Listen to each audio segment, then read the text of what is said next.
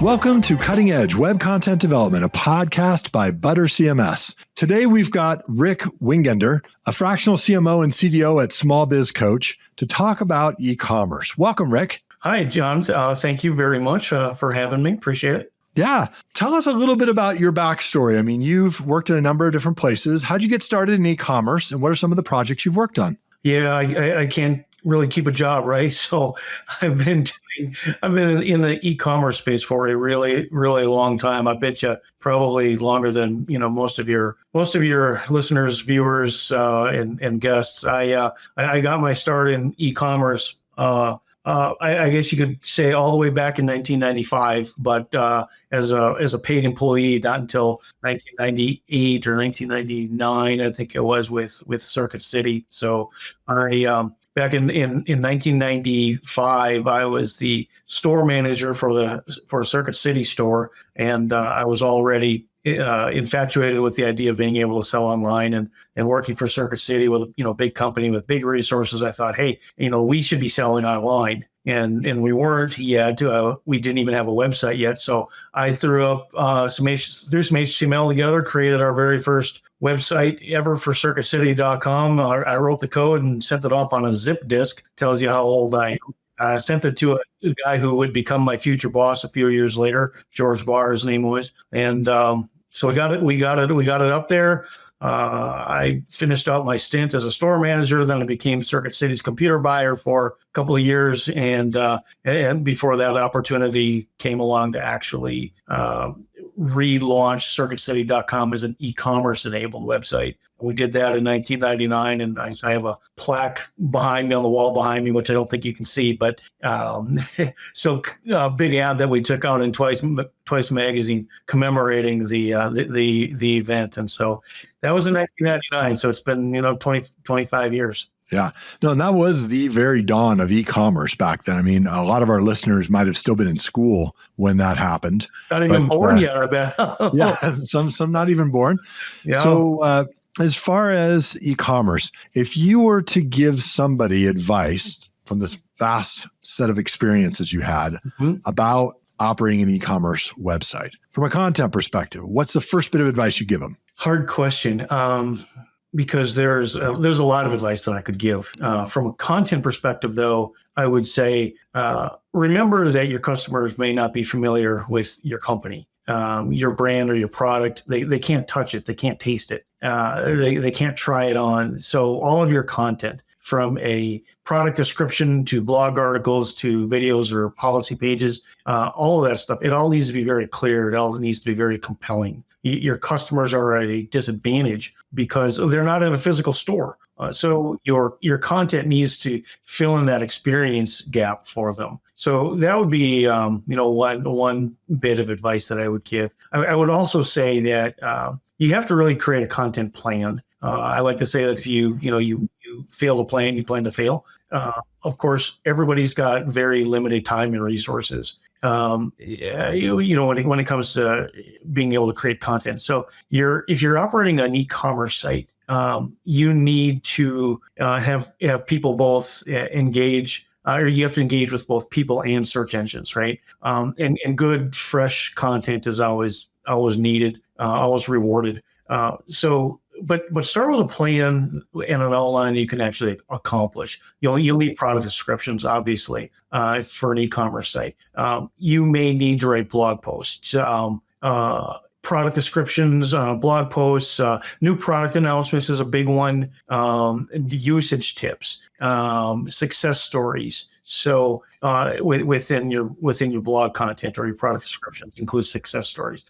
You need to write landing pages, especially if you're going to be if you're going for backlinks for SEO, or if you're using PPC ads, you have to have good solid landing pages. You may be selling a product that needs video to really explain it well. Or to sell it. So video creation and publishing onto your site and onto YouTube, other video sites, social sites, and more. But the point is, you really need to plan it all out, or you won't be able to successfully execute everything. This will be a learning process, but you don't want to have an ad hoc learning process or an ad hoc production content creation process forever. Another thing I would say is that, of course, your content plan will be more effective if you know who you're creating it for. You need to really know your customer, understand your customer, understand their needs and their wants. You need to talk to your customers very regularly. That will provide a guide for your content planning. And then lastly, I would say, or I would advise you to think like a professional salesperson. So not like a sleazy, slimy car salesman. No offense to anybody who may be a car salesman, but rather a true professional who understands human behavior. So you need to understand the steps of the buying journey, or the steps of the decision-making process. If you've never had any legitimate, detailed, in-depth sales training, then creating good, effective content will always be harder for you to do. True professionals understand the steps of the sale, including things like rapport building, qualifying customers, anticipating and responding to objections, conducting a needs analysis, storytelling, presenting feature benefit statements, and closing and asking for the sale. So there's a lot more to it, of course, but those would be some of the first pieces of advice I would give to somebody who is developing an e-commerce website selling product. No, it's great advice. I love the idea of a content plan.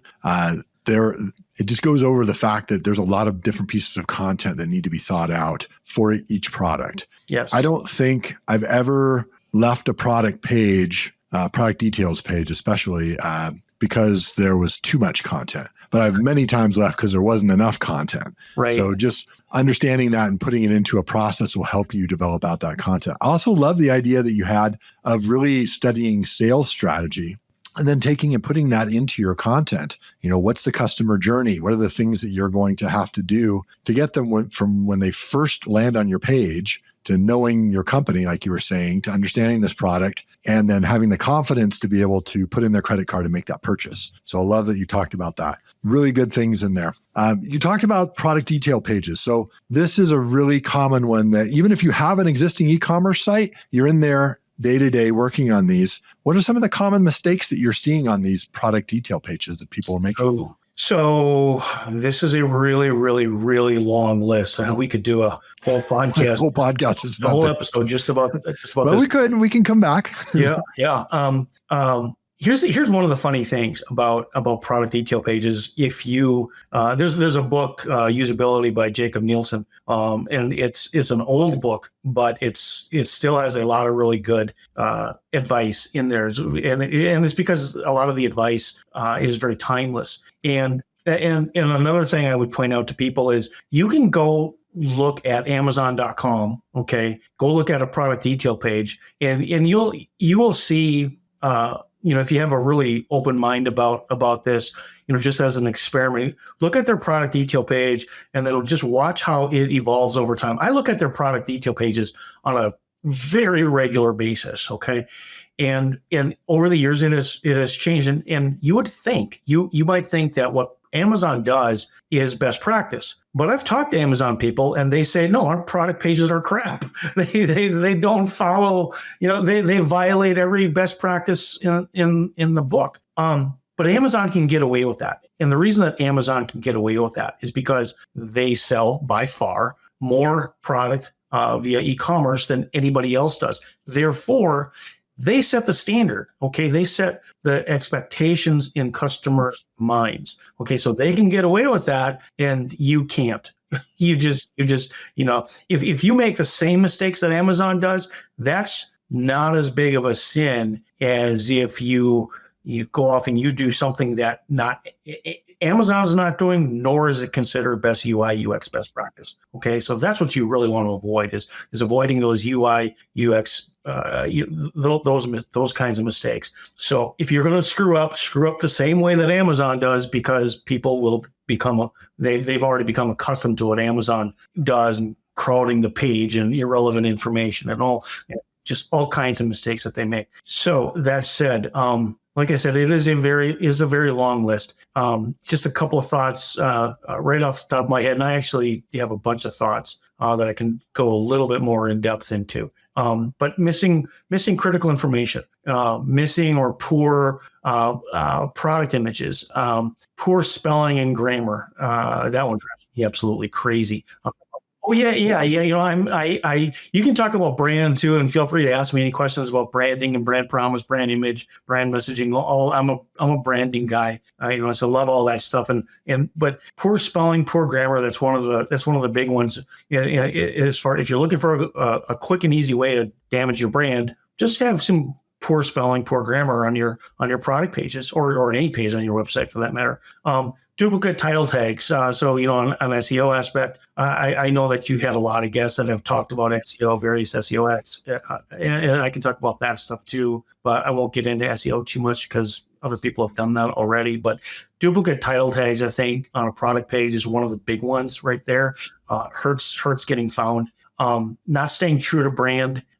Expired promotions in your titles. It's a big, this is one of the things I actually see this a lot where, somebody will say, I did a consulting engagement with a gun ammo seller not long ago, and the web merchandiser was putting promotional information, sale information in the title of each one of the headline, the header, the H1 tag of all these product pages, like sale $50 off, good until X date. I'm like, don't do that. Stop doing that. Okay, you're just creating so many problems when you do that. And they'd say it is actually against Amazon policy for you to do that, but it's bad practice. Okay, so that'd be one thing. Mistakes in your PDP, your product detail page, will result in a less than optimal user experience or UX, and that in turn ends up reducing your conversion rates, right? So think about your visitors as being mission oriented when they arrive at your PDP. They're on the hunt for information that answers their questions, soothes their fears, and causes them to want to part with their hard-earned money and give it all to you. Right. So that's what they're trying to do. So don't get in their way. One of the things that I like to talk about is the word friction. I say the word friction a lot. And the product detail page is a place where you see a lot of mistakes causing friction, which can erode at your conversion rate. So the first thing that I look for is incomplete product information, such as vague or generic product descriptions that fail to highlight unique selling points or USPs, the lack of comprehensive specifications, dimensions, technical details, missing information on materials, care instructions, warranty. This leads to the quality of the written description itself. Very few people know how to write. They don't know how to write for consumers anymore. You need to use storytelling. And feature benefit statements. I'm a huge believer in feature benefit statements, or if you want to get really technical about it, I call them FAB statements, feature advantage benefit statements. But you also need to use certain power words that cause consumers to act. So a few years ago, I wrote an article called "The Most Powerful Words in Retail."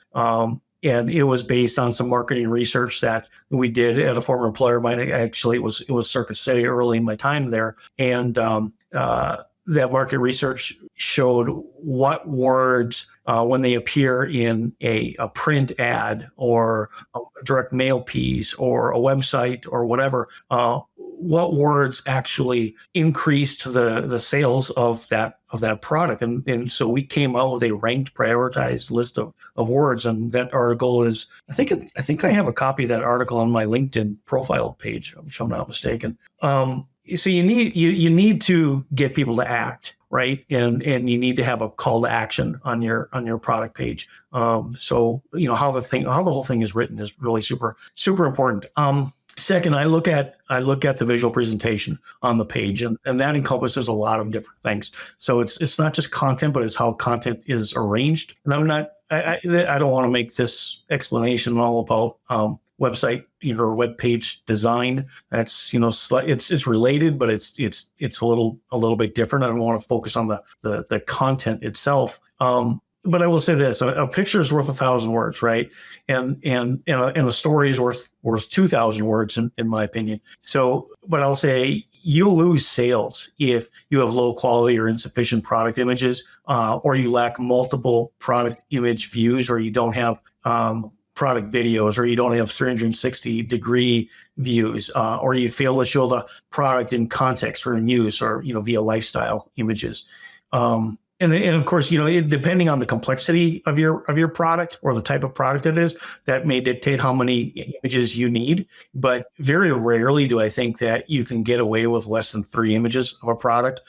Front, side, top, front, back, top, something like that. But remember that your customer is not there with you. There's not a physical product or a store that they can go into and pick that thing up. So you need to help them visualize what that thing looks like, and that also includes size, so proportion. I invented this thing I call it a dime shot. So this happened in 2007, I think it was. Yeah, 2007. I was at Jewelry Television, and I just launched this new business called The Vault. The Vault is a high-end jewelry, gemstone, luxury product store, really high prices. And I had this idea because I was looking at return rates. I'm a big return rate guy. I love looking at return rates and trying to figure out, okay, where did we go wrong in how we described or showed or presented this product.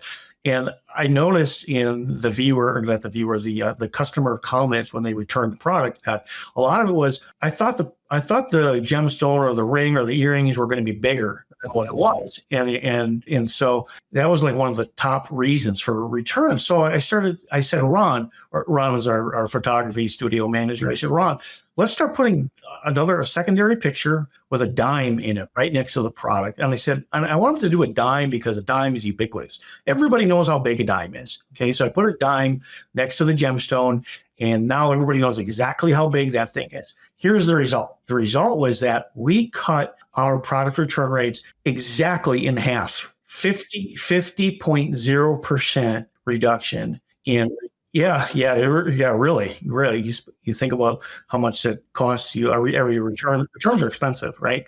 So that was a huge win. And I've seen over the years, a small number of retailers duplicate that. They're out there. If you look long and hard enough, you'll see other people doing it. And I've always been surprised that not everybody does it. But the key is to find a product that's ubiquitous. We also did a similar experiment with color. So in the case of colored gemstones, rubies, sapphires, and such, color is very important to people, and most people's monitors are not calibrated correctly once they get them home after a while. And so we started putting cans of soda like Coke. Okay, so everybody knows the red color of a Coke, and if you put that in a secondary picture, and compare it with the product, and then you compare the can of Coke in our picture with the can of Coke that's sitting on your desk, it gives you an idea of the actual color of the product.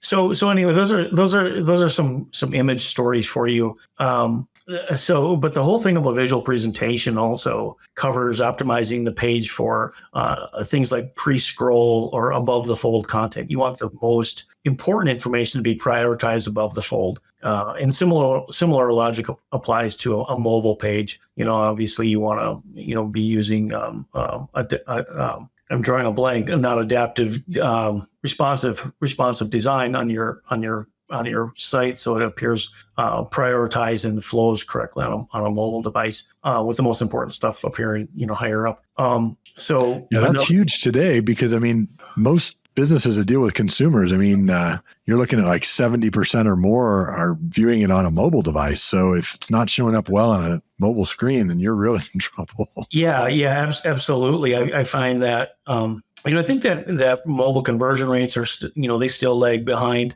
But where mobile shines is in the early stages of the buyer journey, the discovery stage. And, but then they go home and they consummate the transaction on their desktop. And I may be biased because that's what I do personally. I hate checking out on a mobile device, but still, you cannot argue with the importance and the impact that getting people's attention on a mobile device, that's where you get their attention a lot of times, and hopefully enough to either finish the transaction there, or to at least remember to go and do it, can complete your research and actually conduct the transaction on your desktop or your laptop, where as the case may be.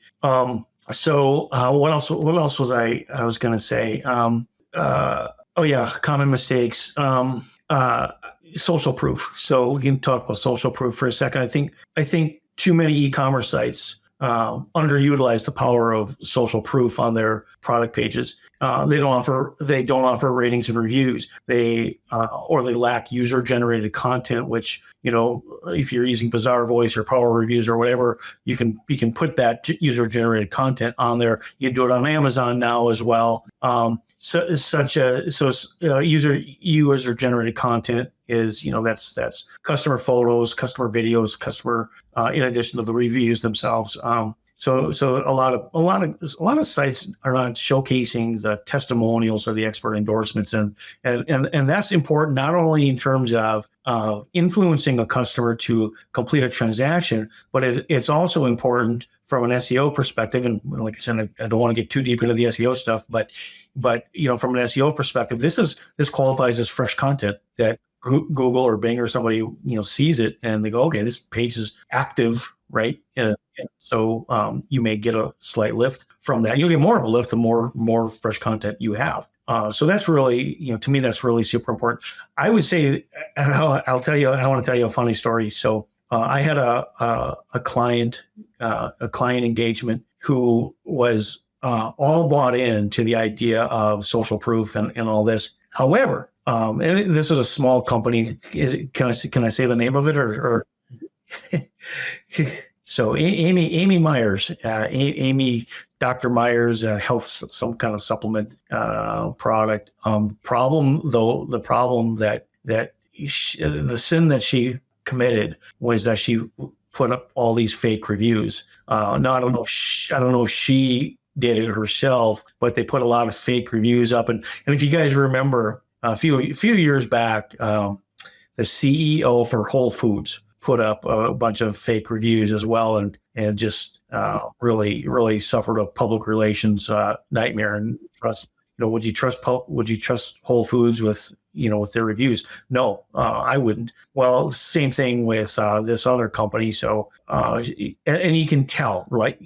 Some customers may be willing to believe everything that they read, but some customers are, like me, are more discerning. And when your product reviews are obviously all written by the same person, same style, same grammar, same misspellings, et cetera, it becomes really obvious. And your 99% rating on every one of your products or better suddenly becomes totally unbelievable, especially when you're also selling on Amazon. And then you as a customer, you go to Amazon and you see that the ratings are not nearly as high on Amazon as they were on your own website. So you got to be honest. In fact, I would say this, and this is what I say next is really the punchline for all of this. If you're going to put ratings and reviews up, and you should, if you are going to do that though, put the bad ones up there. It's okay. Okay. It shows that you're being honest, and hopefully you're learning from it and improving your product or improving your customer service.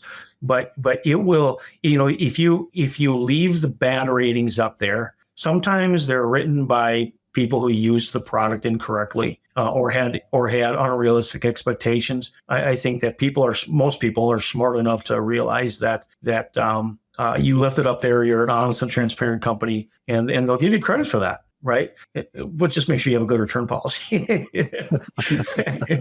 after all that. Well, certainly it's always a little suspicious when you only see good ratings and you're like, are we missing something here? Are these correct? Yeah. Yeah. Very, very important points. Ratings and reviews are so important. A lot of people don't know this, but Amazon created ratings and reviews. And for many years, they were really super important. One of the things that I like to tell people or instruct people on is, take them with a grain of salt, read them carefully. You have to decide for yourself if they're believable. And here's a little grain of wisdom for you. I've kind of figured this out that ratings and reviews, even though they're on a 1 to 5 scale in most cases, don't think that a 4.1 is a great rating. Actually, a 4.1 is a bad rating. So I tell my wife this especially. I say, honey, if you're gonna buy something, if it has a 4.9 or a 4.8 or a 4.9, that to me is an A rating. A 5.0 means nothing. It's either too early in this product life cycle, or the people are being, there's something going on there, something illegal or sinister going on there. Okay, so rate it like you would a high school, class. It's 4.8, 4.9, that's an A. 4.6, 4.7, that's a B. And then 4.4, 4.5, that's a C. And then, the two more below that is a D. If you get a product that's rated below 4, that's really a failing product. So, okay. So I moving on. Other things that I look for: miscellaneous weird stuff on a product page. Mistakes. A mistake would be that you could have a cluttered or confusing page layout, not enough white space, gray text on white backgrounds, which designers love, consumers hate. It's hard to find information like return policies or shipping details. Another one, this is one of my biggest pet peeves, is using PDFs for information on a page instead of just having it on the page as a separate web page. On the page as HTML. So if you've got like product specs, don't put your product specification only in a link leading to a PDF that somebody has to download. First of all, from an SEO standpoint, that there are very different versions of PDF creators indexed differently. So sometimes Google could do okay with it. A lot of times the content in a PDF is almost unreadable, or Google just doesn't read it, doesn't index it, doesn't crawl it. If you've got important information, put it in HTML on the product detail page. And if you also want to have a PDF for download, okay, that's fine. But you can't limit yourself to only a PDF. It's just not a valid substitute for HTML. So never, ever do that. Another thing that I look for or that I see as a common mistake is the lack of trust signals. So it could be lack of security badges or seals, missing information on shipping, returns, guarantees, all the FAQs, all that kind of stuff. The lack of contact information or customer support options. Here's one of the things that I think is the easiest win of all. The easiest win of all for an e-commerce company is to put your company's headquarters address and contact information in a very easy to find location. You see it all the time. Companies, you can't even tell if they're in the United States or they're somewhere else. But I say put your whole address there, because it is a huge trust signal. It's a huge comfort issue when you show a customer that, hey, we're based in Knoxville, Tennessee. We have a real address. We have a physical address. We've been here for 25 years. That makes me want to buy from you, or at least it prevents me from not wanting to buy from you. Okay, so do that. That's huge. Chances are your brand isn't all that well known. If you're Dell or you're IBM or you're Amazon, or you can ignore all of this. But if you put a PayPal logo, an Apple Pay logo, a Google Pay, any of those express checkout logos on your product detail page, customers will tend to believe in the legitimacy of your site versus waiting to show your payment options in the checkout. Okay, don't wait to do it there. In fact, one thing that I've advised a lot of my customers to do, my clients to do as well, is put in your global site footer, put a link down there for payment options, payments that we accept. Have a page for it. Say, we accept PayPal, we accept, all the credit cards, blah, blah, blah. Just put that in there. It's another little tiny trust signal. And everybody thinks that they work for a great brand, but ask your customers if they know your brand and what they can, ask them what they can say about your brand. What's your brand story? What's your brand promise? They can't tell you. Most of them don't know it. Only the employees do. So in absence of that, you need to put out every trust signal that you possibly can in terms of content. So the last thing that I would say as is in terms of mistakes is cross-selling opportunities. So when you think about a product that's on a page, then you want to think about what items can you cross-sell, or what items is you upsell to instead. A lot of PDPs fail to capitalize on these opportunities at all, but these are opportunities to increase your average order value, right? So you've got their attention at this point. So if you've got their attention, use that to your advantage and sell a pack of batteries, right? Or sell some complementary item. So this might include the absence of related product recommendations or frequently bought together suggestions. Let's see. It's not enough. I want to say this. It's not enough to do this. Your suggestions need to make sense, so that they need to be human reviewed on a regular basis. Because if you're using an automated platform, you can come up, you can end up getting suggestions that really just don't make any sense. So if you're selling a bikini, you don't want the automated algorithm to suggest a pair of men's shoes on that page. But I've seen that, it happens. So, automation is fine, but here's the thing that you got to remember about cross-selling, upselling, automation, like Certona, and there's other ones out there. Remember that if you have a high velocity site, if you're selling a lot of transactions, those algorithms work a lot better. But if you're a low volume site, they're just not going to work nearly as well. And you need to spend more time doing human reviews. Yeah, really good points. So you talked about a lot of good things that people could look for, the possible mistakes right now in their product details page and their content, ways to improve that. So now if someone's wanting to put these into place, what if they have hundreds of thousands of product descriptions? How do they generate all that content at scale? How do you scale up these suggestions you're talking about? Yeah, it can be impossible. I've worked for companies that have had 30,000, 40,000 SKUs, and I've had small teams of what I called web merchandisers, or one company we called a web data specialist. But anyway, it's always a small team, handful of people that write these things. So so they've got a pretty significant challenge.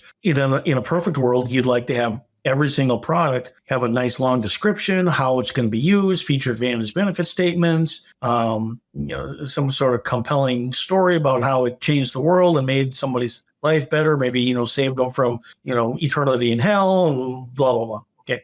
That's not possible. It's not realistic. So my suggestion is this. First, make it a part of the new item setup process.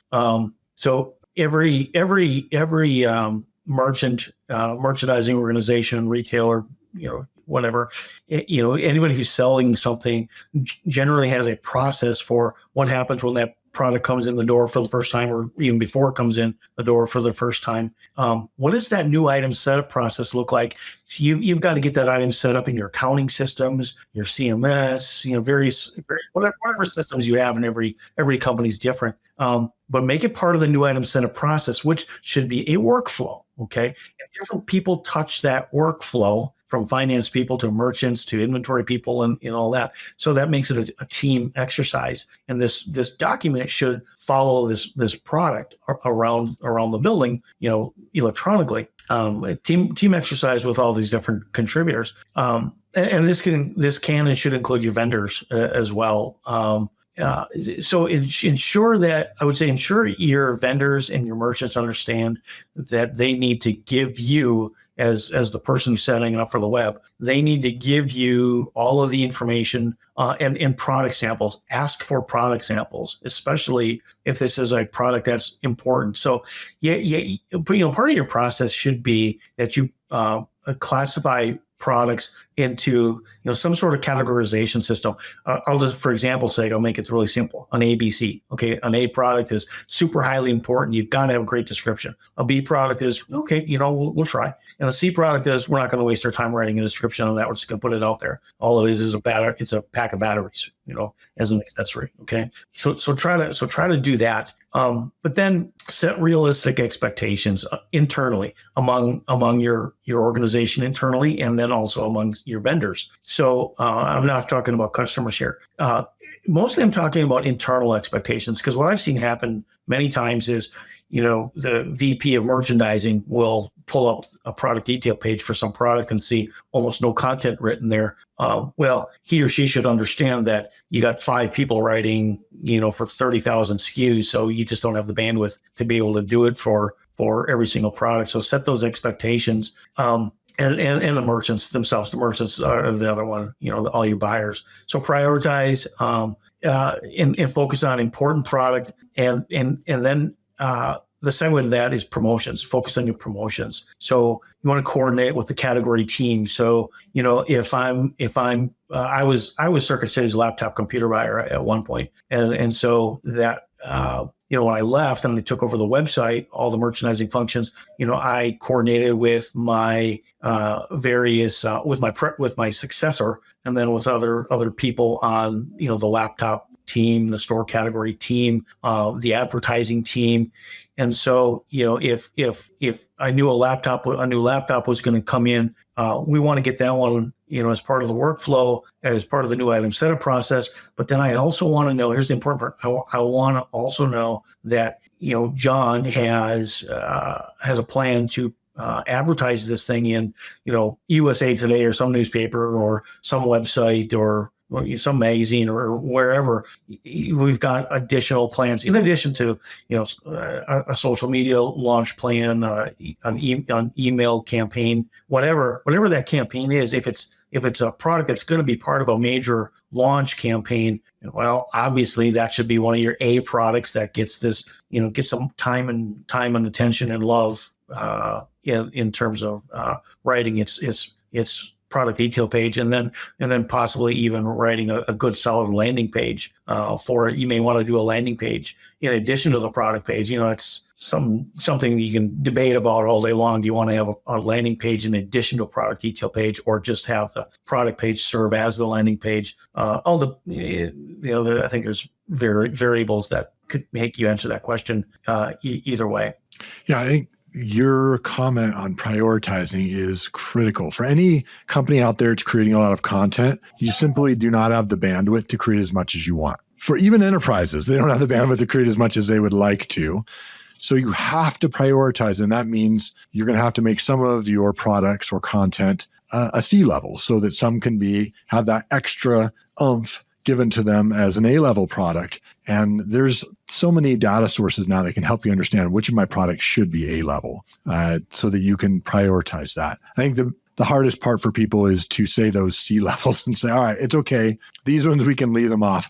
I like the idea you had of creating a process too, to whenever something new comes in, this is what we do for that. So great ideas there. Yeah. In fact, Jonathan, I would actually add, here's just a little bit of a story. In one of my most recent, in the case of a very recent employer of mine, they did not have a new item setup process, which I found astonishing. And then the company president thought that he would play buyer for a day. So he went out and he bought this product. High-level agreement between the execs of 2 companies to buy this product, and he didn't know how to do a product launch. So there was no support for this product, which was a very expensive product. And they went out and they bought they made a huge inventory investment into this product, and so they got a product detail page up. It was sparse, and they have a B2B component to their business as well. And they gave them to the B2B reps and they said, here, go out and sell this. Well, they never had a plan. So they never had a new item setup process. Okay. So the product was set up in systems sparsely and incompletely. And part of the new item setup process should be, what's the launch plan? So a perfect new item setup process is going to have in it, towards the end of it, it's a document, right? It's almost like a checklist. And at the end of this checklist, it's going to say, okay, here's how we are going to launch this product. Okay, here's the plan. This is what we're going to do. Well, there was no document. The company didn't have a document. I came in and I invented it based on, but it was too late for this product, which had been launched prior to my arrival at the company. Okay. So we were playing catch up from the time that I got there, but there was no plan for an email campaign, a social media campaign, a website landing page, a pay-per-click ad campaign. They really had no idea how they were going to sell this thing. And so when they launched it on day one, there were no sales. On day two, no sales. On day three, no sales. And everyone was like, why in the hell aren't there any sales? Well, it's because you have no launch campaign, nothing. So it's critically important to have all that stuff, and that's all content. It's all content. Content will sell. Content drives sales. Content drives promotions. So you can't just go and buy products and expect that they're just going to magically sell. They don't. No, that's great advice, Rick. I think we could spend at least another couple of podcasts just going into some of the details of some of the stuff you've gone over here. Yeah. Let me switch to asking you a question, things that you've learned from your career. If you could go back in a time machine, talk to yourself at the very beginning of your career back in the 90s, what thing have you learned now that you wish you would have known then? Oh, boy, that's a good one. Okay, so this is a off the top of my head answer. I reserve the right to call you up later and tell you, I thought of a better answer. Early in my career was early in the days of e-commerce, and people, I'm talking about coworkers, merchants, and even a lot of customers did not really appreciate the potential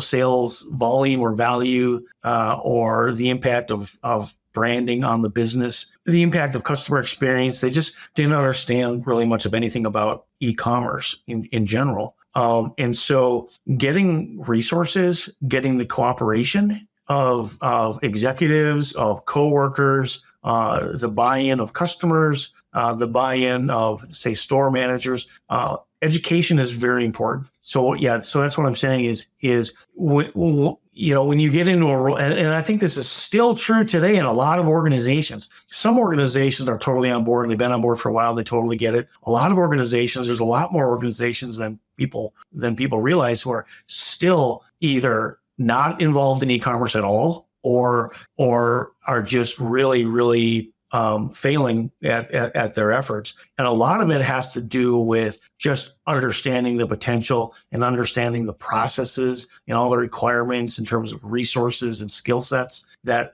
e-commerce really has. So if you come into an organization as the director of e-commerce and digital marketing, or the VP or the chief digital, whatever you are, a huge part of your job responsibility, I think, is to educate everybody, all those people around you. And I'll give you a story. Do we have time, or how are we doing on time? Okay. So I'll give you a little story. When I relaunched CircuitCity.com in 1999, there was the fear within our store personnel. We had 550 stores throughout the country at the time. And the fear among the salespeople, the store managers, the district managers was palpable. It was just an incredible, huh? Right, exactly. You're right, exactly. That is what they thought. Now, Circuit City benefited from the fact that I was a former store manager, and so I was able to predict and totally understand what the fear, what they were fearing. And so I took some time and I went out around the country and I talked to district managers, store managers, and salespeople all over the country. And I said, here's the plan. Here's what we're going to do. Here's what I think is going to happen. So first of all, we're going to revise your comp plan so that all of the sales that come out of your zip codes are going to be, you're going to get credit for sales that happen, So, and we pioneered buy online, pay in store, and so it worked really well. We had a lot of people who, customers who purchased from us online. They went and picked it up in the store. Well, the stores got credit for all of those sales. The stores actually even got credit for customers who lived within their store area but never even went into the store. So they still got credit for that. Here's a specific example that I gave as I was going around the country. I gave this example. So let's say I'm a customer and I'm interested in buying a big screen TV. Okay. I typically, before e-commerce, I would go into the store and I would spend probably an hour with a commissioned salesperson and have that person walk me around the TV department, educate me about big screen TVs, make recommendations, all that stuff. And it's time consuming. And at the end, this customer may walk out with a TV, may walk out without a TV. You don't really know. But I said to these guys, some of who were my own, even in my own store, I said, guys, here's what I'm going to do. I'm going to write all this content. Okay. So I wrote all the articles. If you go back to the Wayback Machine and to that time area, if they're still up there, you look at all the articles. I wrote all of the articles for big screen TVs, for computers, for audio equipment, all that stuff. The only thing I didn't write personally was all the car audio stuff, because I can't spell car audio. So I wrote all that stuff, and I said, guys, here's what's going to happen. Customers are going to go to our website. They're going to read the article about how to buy a big screen TV, and here's a little buying guide. They're going to do their comparative. They're going to do all this research. They're going to come in with 80, 90% of the questions that they might have already answered. And they're only going to spend, instead of an hour, they're going to spend 10 minutes with you asking a couple of questions that weren't addressed or were specific to a certain model or whatever. You're going to spend 10, 15 minutes with them instead of an hour, and you're going to get sales a lot faster.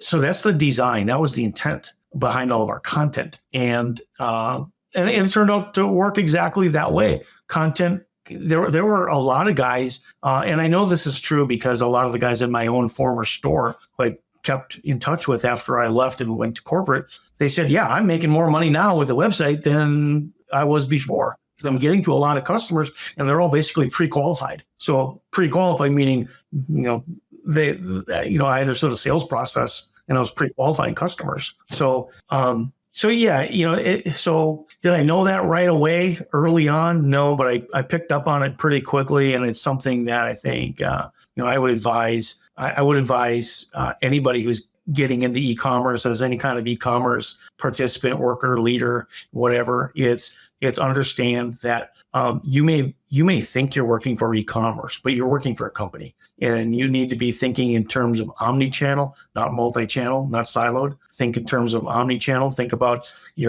how your brand promise, your brand messaging, your brand image, all that stuff, how that extends to all channels, including the channel that you're a part of. You need to integrate. Just be part of the business. Don't be focused so much only on e-commerce. Yeah, no, that's great advice. No, it's really, I think in any role, you need to evangelize the specific things that people outside of your role don't know about, so that you can work better together, allay fears like you were talking about. Great advice. So tell us a little bit, if someone wanted to connect with you, Rick, online, you run Small Business Coach. Tell us a little bit about that, where people can find it and how people can connect with you there. Yeah, I started e-commerce coaching for small businesses back in 2007. So I've been doing it since then. And so it's been 17 years. I've focused mainly on small businesses. I've worked with some larger businesses like Land's End Business Outfitters, for example, is a big billion-dollar business. So there's been a few larger clients, but typically I'm working with smaller clients who are either just starting out in e-commerce, or they're doing e-commerce, but they're doing it at a small scale. One of the things that is very, and so I'll give you a couple of examples that are fairly common in terms of what I'm doing. I've worked with a lot of clients on just establishing and building up Amazon sales or marketplace sales in general, but mostly Amazon. That's been a big one. Another one is staffing and just developing a staffing model. So, for example, one of my clients was Reed's Jewelers a few years back. They didn't have much of an e-commerce presence, and so what I spent a lot of time on with them was putting together this staffing plan over X number of years, 4 years. Say, okay, year one, you want to get this guy, that guy, that guy. Year two, you only got 2, 3, 4 more people, and then show them how the division of labor would follow these expansions of capabilities. So, and then a lot of it has to do with digital marketing and vendor selection. I help them pick vendors, pick an email service provider, social media tools, things like that. So, really, it's been pretty broad, pretty wide ranging in terms of, what I'm doing. And it's not just e-commerce, it's marketing. I think that I'm fairly well qualified to help you. If you're a small business, I'm pretty knowledgeable in merchandising and inventory management, marketing, whether it's digital marketing or traditional marketing, e-commerce and digital product management, project management. Those are the areas that I focus on the most. Excellent. So it's smallbizcoach.biz, correct? Right. Smallbizcoach.biz. Excellent. Thank you so much, Rick. Really appreciate all the insights. Really a huge amount of good advice here for people to get started on e-commerce, or even if you're in e-commerce, to go through some of these and try implementing them and make some improvements. Thank you so much. Thank you, John. Cutting Edge Web Content Development is brought to you by ButterCMS. To find out how you can build better with Butter, stop wasting dev time, and free your marketers from your legacy CMS, visit ButterCMS.com. Also, make sure to search for Cutting Edge Web Content Development in Apple Podcasts, Spotify, and Google Podcasts, or anywhere else podcasts are found. Make sure to click subscribe so you don't miss any future episodes. On behalf of the team here at ButterCMS, thank you for listening.